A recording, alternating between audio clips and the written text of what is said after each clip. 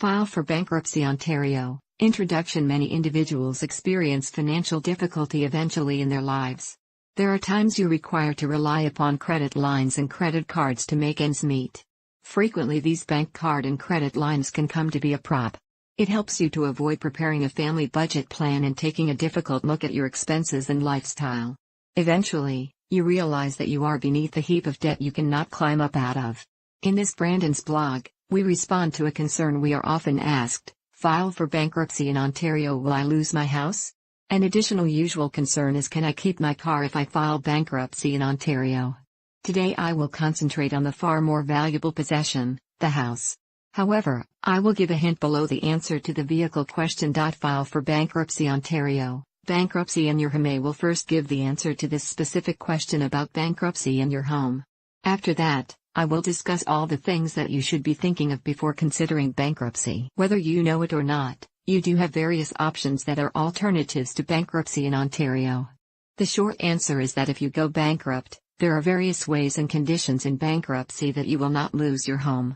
Let me explain why. Everyone who owns a home and experiences financial problems is concerned about losing their home. Losing your home is probably one of the more traumatic fears people facing a large debt load that is crushing them is losing the home. This is how it works if you file for bankruptcy in Ontario. Just to make sure that we are all starting off with the same basic knowledge, I will quickly go over what bankruptcy is. Bankruptcy is the legal state of assigning all of your assets, with certain exceptions discussed below, to a licensed insolvency trustee, formerly called the bankruptcy trustee. Insolvency is the financial state of not being able to pay your debts as they come due. Bankruptcy is one available legal process to deal with your insolvency. In Ontario, the provincial legislation that outlines what is exempt from seizure is called the Execution Act, RSO 1990, c. E.24. For a complete list of all Bankruptcy Ontario exemptions, please read my Brandon's blog, Bankruptcy in Ontario, Canada Secrets Revealed. For the purpose of this blog, the exemption in Ontario for your home is $10,000 of equity. The current thinking is that if your equity is $10,000 or less, if you go bankrupt, then your entire equity is exempt from seizure by a licensed insolvency trustee. However, if your equity is $10,001 or higher, then your entire equity in your home is not exempt and is available to your licensed insolvency trustee for your creditors. Here is the hint I promised. The exemption in Ontario for one car or truck is one that is worth not more than $6,600. File for bankruptcy Ontario. Bankruptcy factors in your home. So the first important detail for you to remember is that in a bankruptcy, the trustee is only interested in your equity in the home. To calculate the equity in your home, you would find your home's current market value. The price you paid for your home may not be the current value of your home. Subtract your mortgage balance. Once you have the current market value of your home, subtract the amount you still owe on your home mortgage and any other loans registered against the title of your home from the estimate. Apply the proper percentage representing your share of the ownership of the home against the number you came up with from point 2 above. So if you are the sole owner of the home, the right percentage to apply is 100%. If you own the home jointly with your spouse or partner, then the correct percentage to apply is 50%. Now the question becomes, can you afford to keep your home? Can you afford to keep up all the mortgage payments, any other loan payments where security registered against your home has been granted, just like a mortgage, and the other costs of home ownership? There are various factors to consider to answer this question. Some of the factors are: you need to have a good handle on what all the real costs of owning the home are. It is more than just mortgage payments. Insurance, repairs and maintenance and property tax come to mind as obvious additional costs of home ownership. Now that you know all the annual costs of owning your home, could you rent suitable accommodations for less or more money? If less, then it may not be worth hanging on to the home, especially if you cannot afford all the required costs of owning that home. If more, then you are not saving any money by selling the home. In fact, you would be worse off, because you would also incur moving costs. If renting is roughly equal to the cost of owning, or only slightly less, will there be disruption to the family that is not worth it?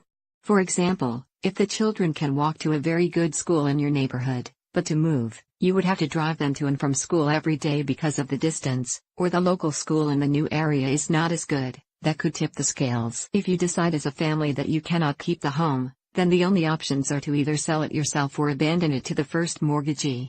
A lived-in home will always sell for more than a vacant one. Perhaps your mortgagees would allow you to stay in the home without making any further mortgage payments while it is listed for sale because it helps them. This is especially true if there are more loans registered after the first mortgage. By playing ball with you in this way, the first mortgagee is showing the lenders behind the first that it is doing everything possible to maximize the sale price. The later lenders will be pleased because you are cooperating. So, in return for this win-win situation, your offer is to save the cash by not paying those loans in return. Keep in mind that if any mortgagee/lender registered against the home suffers a shortfall on the sale, they have the right to sue the borrowers and any guarantors of the loan for the shortfall. File for Bankruptcy Ontario. How to keep your home in bankruptcy. If you decide that your family can afford the cost of owning this home, then in a bankruptcy, the trustee will need to recover the bankrupt person's equity in the home. There are various ways this can be accomplished. The most common ones are refinancing the home when one or more of the owners are bankrupt will prove impossible. However, if only one of the owners is bankrupt, perhaps the other owner can purchase the trustee's interest in the equity of the bankrupt owner. If the non-bankrupt owner has good enough credit to borrow enough money to pay the bankrupt's equity to the trustee.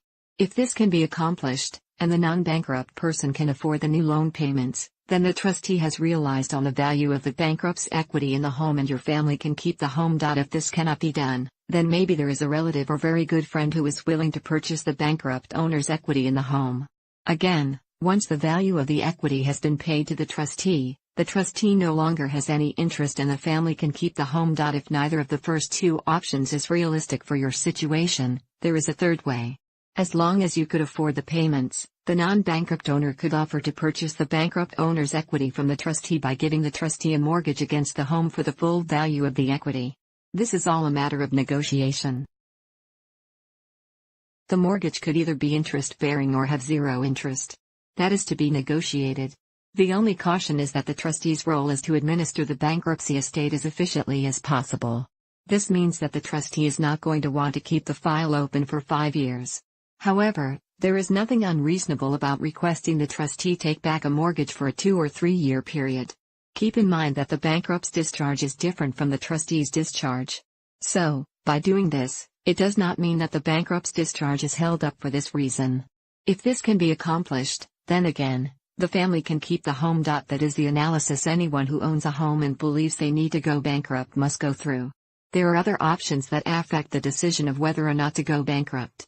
I always discuss all the issues with everyone who comes to my office for their free consultation. Some other issues affecting the bankruptcy decision are: would this be the person's second time, or more, bankruptcy in Ontario?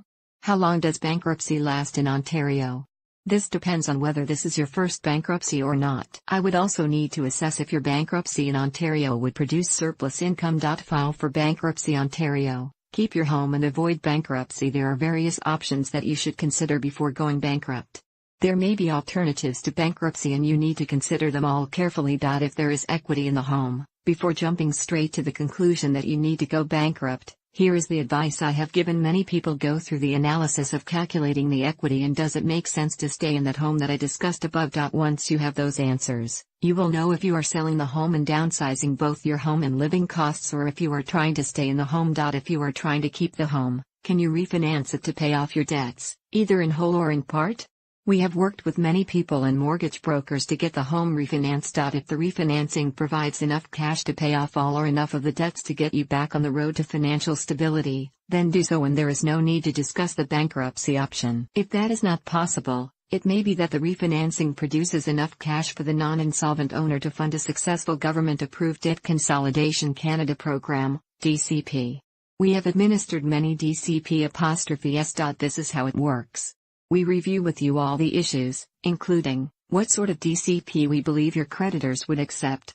You then enter into the formal DCP and we tell your creditors. Your creditors then vote on the DCP. If accepted, then if required, we get court approval for it also and it is now binding on all your creditors.